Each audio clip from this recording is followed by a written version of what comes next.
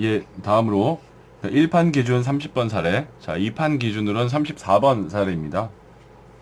우선 뭐 여담이지만 예전에 비해서 영상이 많이 안 흔들리지 않습니까? 그래서 제가 이제 뭐 개인적으로 지금 삼각대를 하나 샀는데 그러다 보니까 이제 더 이상 덜렁거리지 않는 이제 영상을 찍게 돼서 뭐 그나마 마음이 좀 낫습니다. 그러니까 뭐 여담입니다만은 이렇게 뭐 약간은 제가 당연히 이제 시험을 치고 시험 끝나고 나서도 뭐 다들 바쁘지 않습니까? 이렇게 뭔가 다들 이제 현실에 적응해야 되기 때문에 내가 보니까 사실은 그러니까 뭐 댓글에 대해서 사실 답변도 사실 지금 다 못 달고 있었습니다. 하다 보니까 이제 조금 여유가 생겨서 그런 부분도 사실은 다 답변을 달아드릴 수 있도록 하겠습니다. 우선은 이 사례 30번을 보시게 되면요. 이제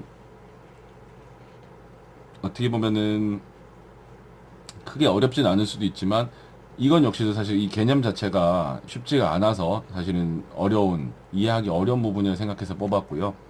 이제 우선은 이런 부분에서 사실 우리가 이 법규 명령, 행정규칙, 이 사례를 풀다가 이런 단어가 어색하다, 이게 무슨 말인지 모르겠다 라고 이제 했을 때 이런 부분은 결국 교수 교과서 뒤에 있는 교수님들 교과서 뒤에 있는 그런 단어 새긴 부분들, 인덱스 부분을 통해 가지고 딱 해당 페이지에 가셔가지고 해당되는 개념과 판례와 이런 것들을 이제 읽어보시면서 개념을 잡으시면 사실 충분히 잡으실 수가 있습니다. 하지만 이 책을 보실 때 뭐 모르는 단어가 투성인데 사실 그 일일이 다 찾을 수가 없다 보니까 그러니까 뭐 이제 법규 명령의 행정규칙 이런 걸 만약 안 찾아보시고 그래서 단어를 그 개념을 잘 못 잡고 계신다면 이 부분이 어려울 수도 있고 이 부분은 또 특히나 아까 말씀드렸지만 행정법 교재 편제가 좀 특이하기 때문에 좀 잘못됐기 때문에 사실은 행정소송법에서도 소의 이익이라는 부분에서 사실은 이 얘기가 나오지만 이 얘기는 교과서 그러니까 제가 보고 있던 참고서를 기준으로 하면 76페이지 행정법 총론에도 또 나오게 됩니다.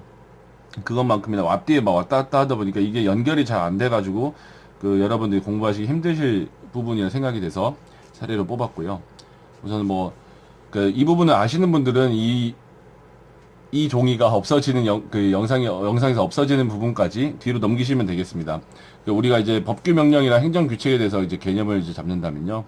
우리가 법이라고 할 때 이게 법률이라고 하자면은 이게 우리가 그 law.go.kr에서 검색하는 것처럼 그러니까 무슨 법, 뭐 자본시장 법 이렇게 얘기를 한다면은 이 법이라는 건 사실은 국회만이 입법권을 가지고 있기 때문에 국민의 대표로서 국회만이 입법권을 가지고 있는 것이지만 실제로 이 법 말고도 이 밑에 우리가 뭐 자본시장법 시행령이라는 것이 있고 그리고 시행규칙이 있습니다. 따지고 나면은 이제 무슨 법이라 돼 있고 무슨 법 시행규칙 시행령 무슨 법 시행규칙이라는 명칭으로 이제 검색이 되는데요. 그러니까 이것들을 합해가지고 우리는 이거를 법령이라고 합니다. 개념을 이렇게 잡으시면 되고요. 그러니까 이 법 시행령에서 보면은 이런 것들이 이 형식을 그러니까 우리가 대통령령의 형식으로 이제 정하게 되고요. 그러니까 시행 규칙 같은 경우는 뭐 총리령 그리고 부령 그러니까 이런 형식으로 이제 그러니까 제정을 하게 됩니다. 근데 이러다 보니까 이런 개념들이 사실 그러니까 어떻게 지금 체계화되어 있는지 개념 자체를 잘 잡고 계셔야 나중에 글을 읽으실 때 헷갈리지가 않고요. 이거 이제 이 법령이라는 용어를 쓰고 그러니까 이 행정법에서 우리가 이 부분을 뭐 공법에서는 법규 명령이라는 단어를 씁니다. 이게 같은 개념입니다. 이 두 개가 같은 개념이고 그러니까 이것과 다르게 이제 우리가 이제 행정규칙이라는 용어를 씁니다. 행정규칙. 행정규칙의 예는 너무 무궁무진합니다. 그래서 무슨 뭐 전자금융감독 규정, 뭐 규정이라는 단어를 쓸 때도 있고요. 뭐 어떤 뭐 처분에 대한 뭐 기준, 아니면 뭐 고시, 뭐 훈령 등등등 정말 많은 용어들을 이제 사용하게 되기 때문에 뭐 용어로서 사실 구별한다기보다도 사실은 이 법규 명령과 행정규칙을 나누는 가장 큰 이제 실익이 무엇이냐 이걸 왜 구별을 하느냐라고 하면은 개념 자체가 이 법규 명령이라는 것은 결국에 이제 국민을 구속한다. 국민에 대한 구속력이 있는 것이 법규 명령이고 행정규칙은 국민에 대한 구속력은 없습니다. 다만 이제 그 공무원에 대한 구속력 그러니까 실제로 어떻게 보면은 이 법규 명령이라고 하는 부분들은 결국에 국민의 권리 의무에 영향을 미치는 그런 사항들은 국회가 법으로서 정해라 라고 했던 거고, 근데 국회가 모든 걸 다 사실은 뭐 전문적이지가 않기 때문에 행정부에게 위임을 해서 행정부가 법에 위임을 받아가지고 이제 규정을 하는 것들이 그 대통령령, 청리령, 총리령, 부령 이런 것들이고, 그러니까 그러다 보니까 국민의 권리 의무에 대해서 정당한 권한을 가지고, 그러니까 권한에 기반을 해가지고 이제 규율하는 것들, 이런 것들을 통칭해가지고 이런 것들이 이제 법규 명령이라고 부르는 것들이고요.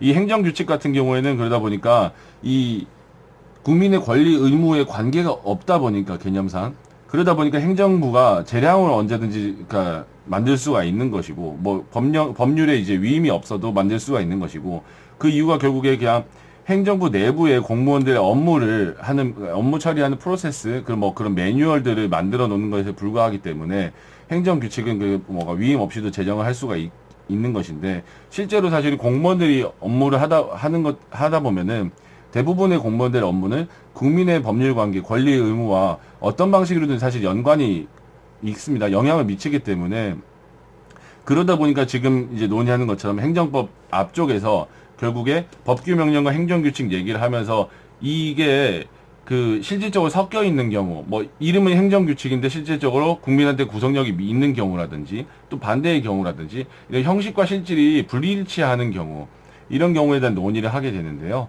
그러니까 그런 논의가 한참 있다가 그 제일 뒤에 가서 행정소송법 쪽에 가가지고 소외이익을 얘기할 때도 이 얘기가 나오게 됩니다. 근데 이 얘기 나올 때 간단하게 얘기가 나오고 앞에랑 뒤랑 약간 용어가 다르다 보니까 그 공부할 때 좀 헷갈리게 되는 부분인데요. 그렇습니다. 이제 법규 명령과 행정규칙의 개념은 이렇게 잡으시면 되고, 결국엔 뭐 행정규칙을 이제 만드는 이유가 결국에 이제 어찌 보면 그렇게 이해하시면 됩니까?